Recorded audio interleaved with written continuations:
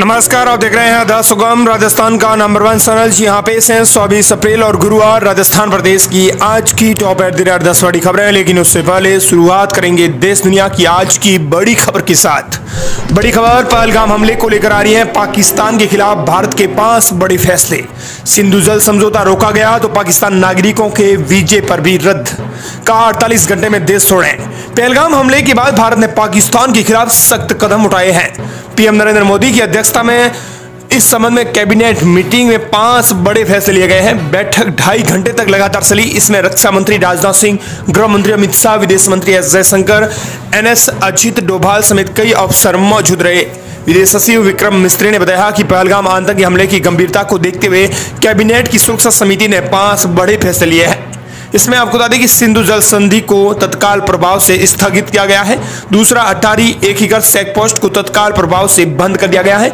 और तीसरा बड़ा फैसला आपको बता दें कि पाकिस्तान नागरिकों के वीजा छूट योजना के तहत भारत आने की अनुमति नहीं दी जाएगी। जो पाकिस्तान नागरिक वर्तमान में SVS वीजा पर भारत में, उन्हें 48 घंटों के भीतर देश छोड़ना होगा। साथ ही इसके अलावा एक और बड़ा फैसला लिया गया है। 7 दिन का समय दिया गया है भारत छोड़ने के लिए। पर्सन नॉन ग्रेटा को घोषित किया गया है।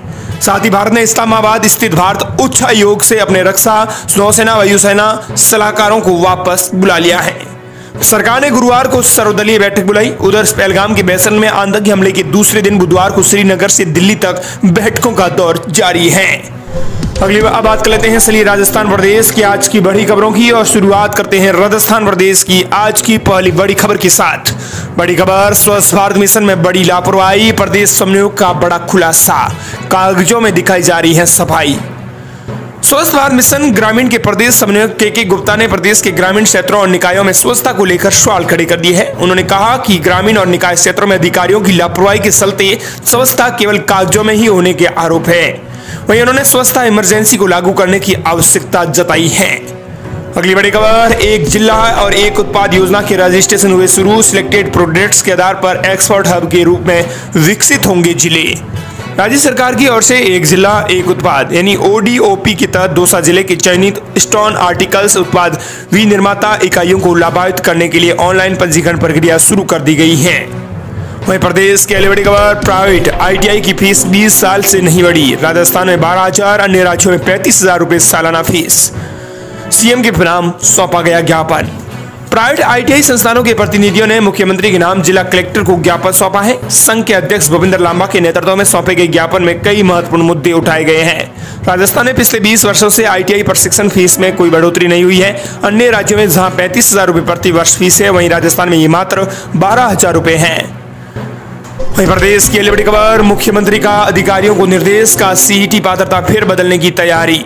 सरकार ने CET की पात्रता में फिर बड़े बदलाव की तैयारी की है। अब CET की पात्रता के लिए 60% यानी लाना जरूरी होगा। कार्मिक विभाग इसका प्रस्ताव बनाएगा और इसका परीक्षण करेगा। संभव हुआ तो ये लागू भी हो सकता है। वर्तमान में 40% यानी आरक्षित वर्ग को 5% के अंक प्राप्त करने पर CET की पात्रता मिलती है, लेकिन आने वाले समय में ये 60% पर ही मिलेंगी। वहीं प्रदेश की बड़ी खबर, ग्राम पंचायत पुनर्गठन को हाईकोर्ट में चुनौती। अदालत ने पंचायत राज सचिव और झुंझुनू कलेक्टर से मांगा जवाब। हाईकोर्ट ने प्रदेश में ग्राम पंचायतों के पुनर्गठन, पुनर्सीमांकन और नई पंचायत बनाने के मामले में पंचायत राज सचिव और जिला कलेक्टर झुंझुनू से जवाब मांगा है। इस मामले से जुड़े वकील रामप्रभात सैनी ने बताया कि राज्य सरकार ने ग्राम पंचायत सापोली से ग्राम पंचायत कृष्णनगर नहीं बनाकर इससे 10 किलोमीटर दूर सोकडाला को नव सृजित ग्राम पंचायत बनाने का प्रस्ताव रखा है। ऐसे में राजस्थान हाईकोर्ट ने ग्राम पंचायत पुनर्गठन को हाईकोर्ट में चुनौती दी है। अगली बड़ी खबर, हरियाणा और राजस्थान अभियान के तहत लगाए जाएंगे 10 करोड़ पौधे। अतिरिक्त मुख्य सचिव बोली, जियो टैगिंग से की जाएगी निगरानी।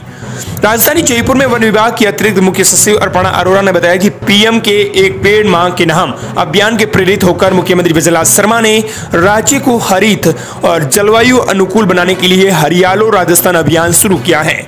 शासन सचिवालय में आयोजित समीक्षा बैठक में उन्होंने सभी विभागों को वर्षा ऋतु से पूर्व तैयारियां पूर्ण करने के निर्देश दिए हैं। इस अभियान के अंतर्गत इस वित्तीय वर्ष में 10 करोड़ पौधे लगाने का टारगेट रखा गया है। हरियालो राजस्थान मोबाइल एप्लीकेशन के माध्यम से लगाए गए प्रत्येक पौधे की जियो टैगिंग की जाएगी। इससे पौधों की निगरानी और सुरक्षा सुनिश्चित होगी। विभागों के नोडल अधिकारियों को एप्लीकेशन का प्रशिक्षण दिया जाएगा। अगली बड़ी खबर, बीकानेर में स्कूलों का समय फिर से बदला गया। साथ ही आपको बता दें कि नर्सरी से 8वीं तक के स्कूल सुबह 7:30 बजे से 12:30 बजे तक चलेंगे। बीकानेर में स्कूलों के समय में एक बार फिर परिवर्तन किया गया है। कलेक्टर ने नए आदेश के तहत स्कूल का समय सुबह 7:30 बजे से दोपहर 12:30 बजे तक कर दिया है। ऐसे में 1 घंटे ज्यादा स्कूल चलाने के आदेश दिए गए हैं। पूर्व में सुबह 7 बजे से लेकर 11 बजे तक स्कूल संचालित करने के आदेश थे। बड़ी खबर, बेवजह की नहरबंदी, पंजाब नहरों की मरम्मत नहीं करेगा। फिर भी 30 दिन की राजस्थान में पूर्ण नहरबंदी। वजह यह कि केंद्र सरकार की लेट लिथापति। दरअसल आपको बता दें कि 5 अप्रैल से आंशिक की नहरबंदी शुरू होकर 21 अप्रैल को खत्म हो गई। टोटल 46 दिन की नहरबंदी हुई। इसीलिए 21 अप्रैल की दोपहर से 30 दिन की पूर्ण नहरबंदी भी शुरू हो गई, जो 20 मई तक चलेगी। राजस्थान को नोटिफिकेशन पूर्ण नहरबंदी शुरू होने के बाद दिया गया। 21 को हरिके से पानी पूरी तरह से बंद हो गया। चौंकाने वाली बात यह है कि इस पूर्ण नहरबंदी में भी पंजाब नहरों की मरम्मत नहीं करेगा। इसीलिए यह वजह है कि नहरबंदी की जिसकी परेशानी पश्चिमी राजस्थान के 2.5 करोड़ लोगों को भुगतनी होगी। पंजाब सीमा में आने वाली 112 किलोमीटर लंबी इंदिरा गांधी नहर की मरम्मत के लिए 2024 को छोड़ बीते 3 सालों से 60 से 70 दिन की नहरबंदी होती है। इसमें 30 दिन की आंशिक और 30 दिन की पूर्ण नहरबंदी होती रही है। आंशिक नहरबंदी के दौरान भी राजस्थान को पानी सरहिंद फिंडर से दिया जाता था, इसलिए पंजाब को नहरों पर काम करने के लिए पूरे 60 दिन मिल जाते थे।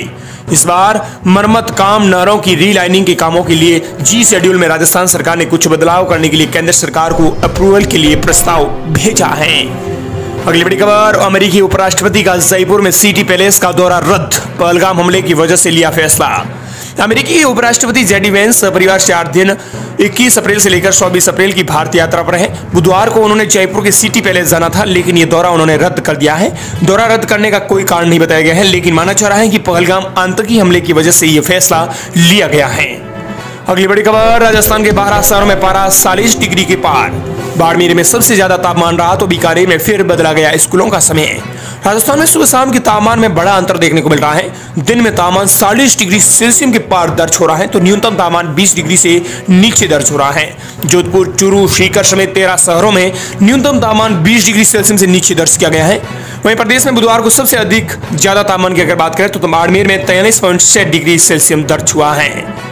साथ ही 26 अप्रैल से बदल सकता है मौसम केंद्र के जयपुर के निदेशक राजेश्याम शर्मा ने बताया कि 26 अप्रैल को एक बार कमजोर वेस्टर्न डिस्टर्बेंस आने की संभावना है। सिस्टम का आंशिक रूप से असर जयपुर भरतपुर संभाग में देखने को मिल सकता है।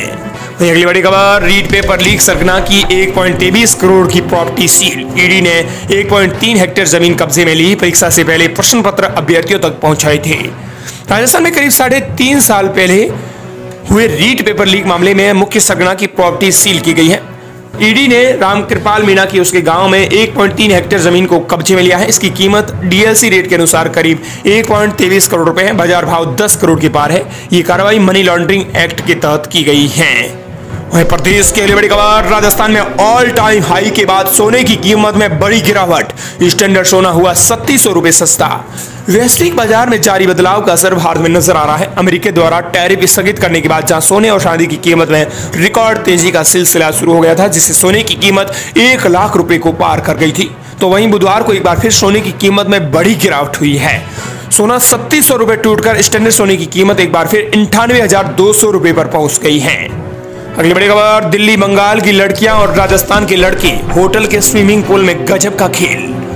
राजस्थान के शांत और शालीन माने जाने वाले झुंझुनू जिले में एक ऐसी घटना हुई जिसने पूरे इलाके में सनसनी फैला दी।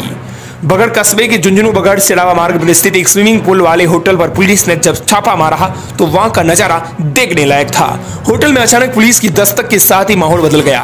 बाहर से आए युवक और युवतियों की हालात देख पुलिस भी कुछ देर चौंक गई। पुलिस ने यहां से 3 युवतियां समेत 7 जनों को गिरफ्तार किया है। पकड़ी गई युवतियां पश्चिम बंगाल और दिल्ली निवासी हैं, जबकि युवक कस्बे के नजदीकी क्षेत्र के रहने वाले हैं। पुलिस की छापेमारी में होटल में मची खलबली। अगली बड़ी खबर, जम्मू कश्मीर आतंकी हमले पर सीएम अजला शर्मा का आया रिएक्शन। जयपुर हाई अलर्ट पर। जम्मू कश्मीर के अनंतनाग जिले के पहलगाम हिल स्टेशन पर आतंकियों ने हमला, देश भर में आक्रोश है। इस हमले में 26 पर्यटकों की जान चली गई, कई लोग घायल हुए हैं। इस हमले में पर्यटकों को निशाना बनाया गया है। लियाचा पर्यटन नगरी जयपुर में भी अलर्ट जारी किया गया है। इस हमले पर पूरे देश में शोक है, तो राजनेताओं ने इसकी निंदा की है। वहीं आपको बता दें कि सीएम अजला शर्मा ने भी निंदा जाहिर की है। पहलगाम में हुए आतंकी हमले के बाद पूरे देश में दुख का माहौल है। अलग अलग राजनीतिक दलों के नेताओं ने इसकी घटना की कड़ी निंदा की है। सीएम अजला शर्मा ने अपनी प्रतिक्रिया देते हुए कहा कि जम्मू कश्मीर के पहलगाम में पर्यटकों पर हुआ कायराना आतंकी हमला अत्यंत निंदनीय है।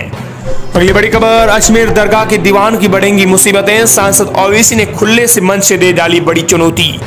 देश में वक्फ बिल संशोधन कानून को लेकर मुस्लिम समाज में असंतोष व्यापक है। इसी बीच बिल के समर्थन में अजमेर दरगाह शरीफ के दीवान का बीते दिनों बयान सामने आया था। इसको लेकर असुद्दीन ओवैसी ने एक बार फिर निशाना साधा है। ओवैसी अब दीवान के खिलाफ बड़ी मुश्किल खड़ी करने चाह रहे हैं। ओवैसी ने बड़ा बयान देते हुए दीवान का नाम लिए बगैर उन पर ख्वाजा के आस्थानों के नाम पर सत्ता के साथ खड़े होने का आरोप लगाया है। वहीं प्रदेश की ये थी आज की बड़ी खबरें। मिलते हैं नई तमाम बड़ी खबरों के साथ।